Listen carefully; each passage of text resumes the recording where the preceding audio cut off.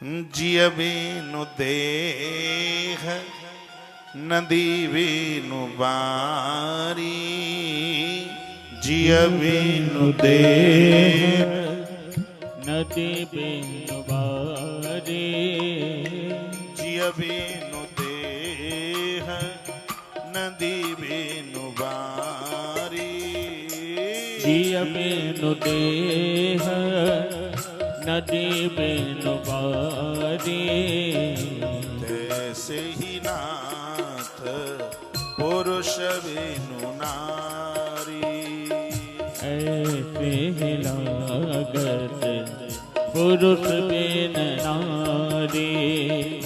जिय बिनु देह नदी बिनु नारी, जिय बिनु देह नदी बिनु बारी। जैसे नागत पुरुष बिनु नारी, जिय बिनु देह नदी बिनु बारी। ऐसे लागत पुरुष बिनु नारी। माता जानकी ने भी कहा कि पानी के बिना नदियों का कोई अस्तित्व नहीं। हम यहाँ से निकलते हैं, यहाँ कई नदियां हैं जिसमें पानी नहीं है। लोग निकल जाते हैं, देखते तलक नहीं है। यदि नदी में पानी हो तो रुकने का मन करता है। नदी नदी तब है जब उसमें जल है। और पति के यहाँ जिस नारी को आदर मिलता है, माँ जानकी कहते हैं पूरी दुनिया में उसे आदर मिलता है। पति ने पत्नी को आदर नहीं किया तो उस नारी को तो पियर में भी सम्मान नहीं मिल पाता। उसकी भाभी मुंह बिगाड़ देती है और कहती है अपनी नंद को, तुम्हें इतनी अच्छी होती तो तुम्हारा आदमी तुम्हें अपने आप से अलग थोड़ी कर देता। तो यही बोलती है।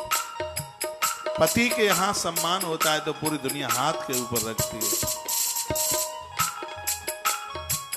माता अदिति ने कुछ इसी प्रकार के शब्द बोले हैं और कहा कि जिसका भला करने के लिए पति चल पड़ा है उसका बुरा कौन कर सकता है। आप महान हैं, दैत्य बलवान हैं। मैं अपने बच्चों के साथ दुख के समुद्र में डूबी हुई हूं। पत्नी के लिए जो पति कर सकता है नाथ, वो कोई नहीं कर सकता। आप मुझे सनात कर दें। ये कथा अदिति और कश्यप की नहीं, ये कथा आप सबके लिए।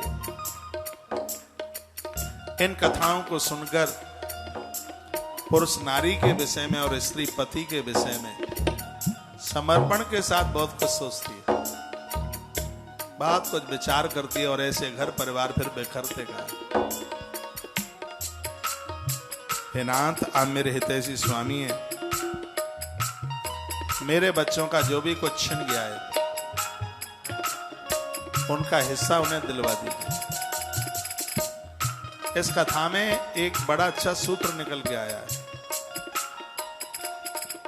बाप गलती कर सकता है लेकिन मां गलती नहीं करती। ये भागवत बोल रही है। कैसे?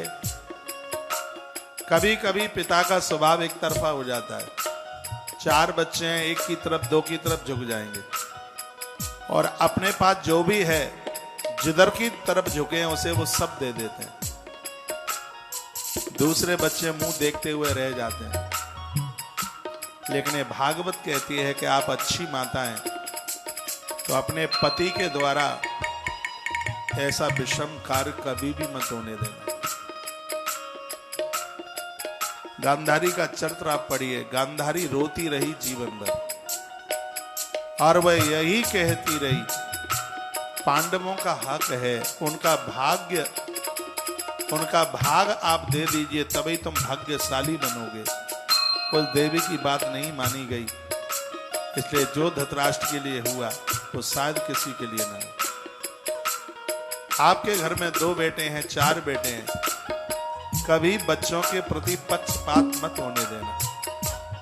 जो भी है अपने हाथों से पाई पाई दे के जाना है। भले ही आप किसी एक के साथ रह रहे हैं, आज संपदा का बंटवारा होता है तो मम्मी पापा का भी बंटवारा हो जाता है। आप शरीर से भले ही किसी के संग रहे, लेकिन तुम्हारे पास जो है वो सबको देके जाना।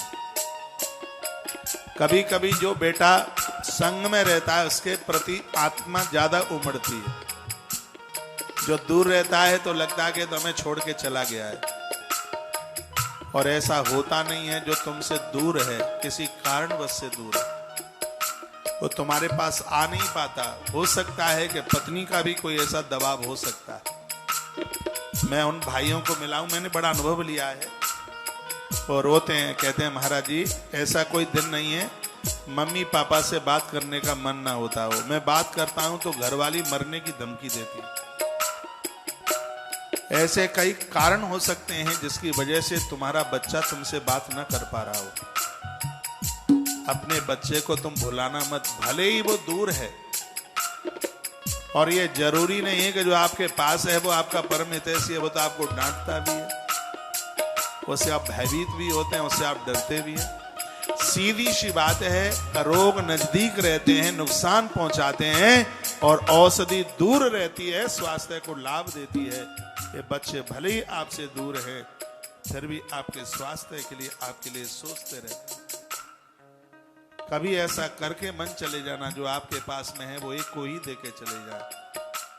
ये समझदारी माताओं के पास होती है, माता ऐसा होने नहीं देती।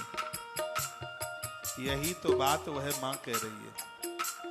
माता दिति कहती है मैं ये नहीं कहती कि सब कुछ आप मेरे पुत्रों को दे दें, जो दिति के पुत्रों का भाग बनता है वो उनको दे, मेरे पुत्रों का जो भाग बनता है वो मेरे पुत्रों को दे दें। ये कथा तो बहुत कुछ सीख देती है। इस धरती पर बेईमानी करके मन जाना।